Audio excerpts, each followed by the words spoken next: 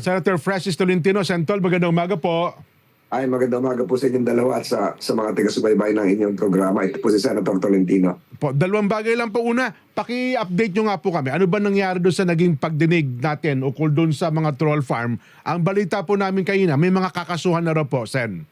Opo, at kahapon po kahit anong pagtatanggi nila, ay napatunayan ko po na mali po yung kanilang sinasabi na fake daw yung nilabas kong kontrata. Alam niyo kung bakit? Kasi sinasabi nila, yung 930,000 daw na bayad sa kanila ng Chinese Embassy, ang tinutukoy ko yung Infinitos, ay para daw po sa isang event noong June 2023. So hiningi ko po yung invoice, yung lumalabas sa invoice, budget proposal, ay September naman.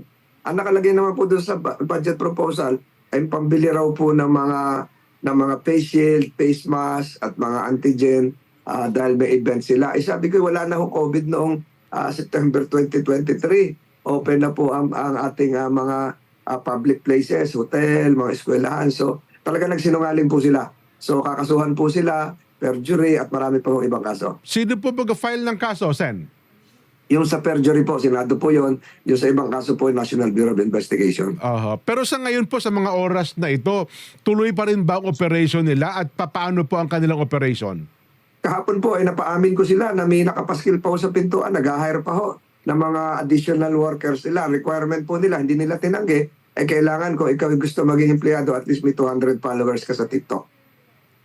Ganun ho. Oo. Opo, inamin nila kasi nakuna namin ng litrato yung pintuan nila eh. Opo. Sa labas, inamin nila. Pero ang nakapaskil po doon, wanted employees pero kailangan may 200 followers ka sa TikTok. Hindi po nila natanggi yun. Doon sa So nagpapatunay po yan, talagang troll farm po sila. Ayun, sa natuklas. Nagmamadali sila ngayon kasi mag-ieleksyon na. Ayun na nga po. So sa natuklasan ninyo, ano ho ang modus operandi nila, Sen? Ay talaga pong nailabas ko po kahapon yung mga records na halos buwan-buwan po ay nagbabiyahe po yung mga direktor sa China. Balik-balik po sa Canton, Shanghai, Beijing. Lagi po sila nandoon. Hindi na po nila masagot kung bakit. Kasi hawak ko po yung immigration records kahapon ng kanilang flight, pati po yung airline, pati po anong oras, ganun katagal sila sa People's Republic of China. Yan po, yan si Mr. Paul Lee. Hindi ho kaya para lang i-promote naman ng China sa Pilipinas? Kasi di ba, alam mo, Pilipinas, ipopromote natin, ibahada natin sa Amerika, sa ibang, hindi kaya ganun ang operation lang nila, Sen? O paano po? Meron pong mga dokumento na nilabas ako na pati ba mga personalidad ng administrasyon, ng ilang senador, hindi mo wala pangalan natin doon. Opo. Na talagang personal nilang inaatake. Lalong-lalo na napirmahan yung Philippine Maritime Zones Law noong November 8. So talagang libo-libo na po yung atake noong November 12, 2024. Nakakapangamba nga yan, ano ha? At saka, guest din po natin kahapon si Commission Chairman Garcia, pero siya naman po ay nagbigay ng ating confirmation, ng assuasion na hindi naman po apektado yung kanilang system sa loob ng COMELEC premises. Bagamat nahuli na yung isang espiya, hindi ko lang na-ipresenta kahapon kasi hindi pinayagan ng Husgado. Pero wala naman pagkatangka na isabutahe yung ating eleksyon. Ay, meron po yun. Meron po yun. Meron po yun. Kasama na po yun. Pinapondohan nila yung mga pro-China candidates. Meron po, hindi lang matukoy pa ngayon. Pero harinawa ay hindi mangyari po yun. Nason?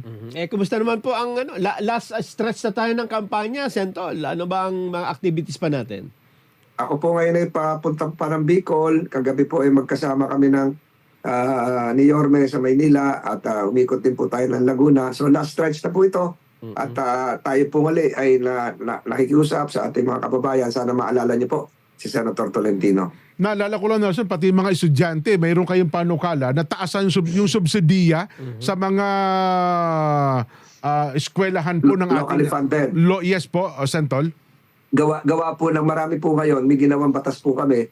Yung mga fourth class, naging second class. Municipality, yung second class, naging first class. Minsan po, nahuhuli po ang CHED. Kaya napakarami po mga pamahalaan lokal ngayon. Natulungan ni Senator Tolentino yung Alicia College sa Bohol, napakaliit na lugar. Nagkaroon ng sariling kolehiyo. Itong Liceo de Laurel sa Batangas po, isang maliit na munisipyo, nagkaroon ng sariling kolehiyo. Kaya sinasabi ko po, bigyan din natin ng pagkakataon itong mga munisipyo na magtayo ng kanilang mga kolehiyo at subalit susunod po dapat sa standards. Kaysa po mag-aral po sa malalayong lugar, gastos pa po sa dormitoryo, pamasahe at ng mga magulang. So yan po yung sinusulong ko na mabigyan ng subsidiya yung mga local government units na nagsusulong, nagtatayo, nag-ooperate ng mga sariling local colleges. Tama, kasi human investment po yun, napakahalaga yan. Santol, Opo. medyo kinapos tayo ng oras. Ano ho ba Opo. ang gusto? Well, mga followers yun, talagang followers yun na yan eh. Pero ano naman ang masasabi nyo doon sa talagang binabas po kayo? Talagang parang hinahata kayo ng gusto ng pababa eh. Ay, ganyan po talaga yan. Kasama na po sa mga China trolls po yan. Palapit ang eleksyon. Oho. May pruweba naman po tayo dyan. So, ganyan po talaga sa social. Hindi naman po totoong tao yon. Oho. Kaya yung mga totoong tao, yung mga follower natin, huwag po kayong maniwala doon. Si Senator Tolentino ay naniniwala pa rin na sa dulo lalabas po ang katotohanan. Kaya yung sinabi ko nga, baka ito na yung huli nating makapanayam niyo ako sa programang inyo. Opo. Bago po halalan, kaya po ako nakikiusap sa ating mga kaibigan, sa ating mga kapatid, na sana po maalala nyo si Senator Tolentino, sana po maalala nyo isang abogado, sana po maalala nyo yung inyong Senate Majority Leader sa number 61 po sa Balota. Sen, salamat po. Magandang umaga sa inyo. Salamat po. Salamat po. Salamat po. Magandang umaga. Senator Francis Tolentino ng atin pong nakapanayam.